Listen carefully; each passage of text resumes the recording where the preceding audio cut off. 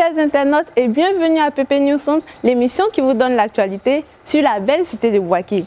Ici à Bouaké, quand on fait le top 3 des coiffeurs professionnels, si Alan n'est pas dedans, c'est qu'il est le seul dans le top 1. Parce que lui là, il se présente comme le GOAT des GOAT de la coiffure à Bouaké. Alan Kakou a appris la coiffure depuis presque 20 ans. Il n'a pas fait de formation particulière, il a appris sur le terrain en Djononko. Et aujourd'hui, il se présente comme l'un des meilleurs, ou peut-être même le meilleur coiffeur professionnel à Bouaké. Encore bienvenue à PP News Centre, l'émission qui vous parle des coiffeurs professionnels à Bouaké. On reconnaît Bouaké à certains monuments. La statue du vieux Becker, la tour de la poste, la cathédrale, et puis un dernier qu'on appelle Alan Kakou. Il n'y a pas quelqu'un dans Bouaké là qui n'a pas encore entendu parler de lui. Pourtant, ils sont rares ceux qui l'ont déjà vu. Mais vous savez comment nous on est. On ne peut pas avoir affaire et puis laisser passer. Donc c'est ça. Alan Kakou est un coiffeur professionnel. Gros grain, s'il vous plaît. Depuis 20 ans comme ça. Depuis les petits là, il a toujours aimé la coiffure. Sur la route de l'école même là, sa tête était dans les cheveux seulement. Il a commencé mollo avec un peigne cassé et puis lame 25. Aujourd'hui là, il fait l'ouverture de son deuxième salon de coiffure. Professionnel, s'il vous plaît. Maintenant, comme Papatoya ne peut pas finir dans notre corps là. Donc tiens, on allait causer avec lui. Moi c'est Alan Kakou, coiffeur professionnel. Voilà, je suis à Bouaké. Situé au commerce. Voilà. Bon, c'est une passion pour moi, c'était une passion pour moi. Voilà, depuis l'école, j'étais vraiment passionné par ce truc qui est venu comme ça. Et après, je me suis perfectionné avec mon grand frère qui était en France. Voilà, et c'est parti de là. Comment c'était l'apprentissage?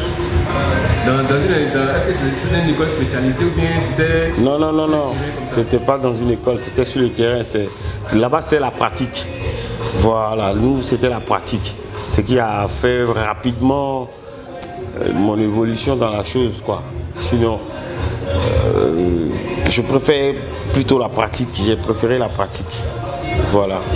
D'accord. Ouais. Donc aujourd'hui, vous travaillez avec combien de personnes? Je travaille avec plus de 15 personnes.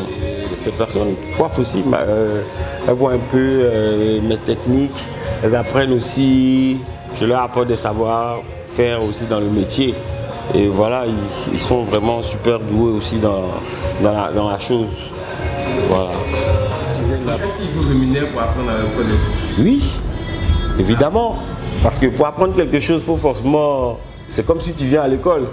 Il y a des choses à payer, il y a des règles qu'il faut observer obligatoirement. Parce que je ne vais pas t'apprendre ça gratuitement et puis tu vas aller après. Voilà. Qu'est-ce qui fait que vous êtes tellement prisé? Bon, en fait, moi je me dis quoi? Je me dis que bon, il y a mon attitude envers les gens. Il y a ça et puis bon, il y a aussi ma manière de travailler qui impressionne beaucoup. Et puis bon, peut-être aussi ma manière de... Mon physique aussi, bon, avec tout ce qu'il y a sur moi peut-être. Je me dis ça, ma clientèle. Tout type de personnes, les enfants, les jeunes, les personnes âgées. Et puis toutes sortes de nationalités, tout le monde arrive ici pour se faire beau ou belle quoi. Est-ce qu'on peut dire que ça marche bien pour vous? Oui, je ne me plais pas. Et ça marche et je ne me plais pas, franchement. Parce que quand tu connais ton métier, tu sais aussi Dieu pourvoir aux besoins de ses enfants.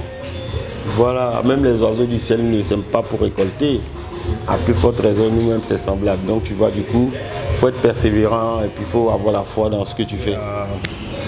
À dire, vers la fin, c'est de, comment on appelle, mes jeunes frères qui n'ont pas peut-être terminé les études, c'est pas là-bas seulement qu'on peut réussir. Quel que soit le métier qu'ils pratiquent, moi je leur demande de vraiment prendre ça au sérieux, de mettre du sérieux dans ce qu'ils veulent faire. Parce que tout métier nourrit son homme.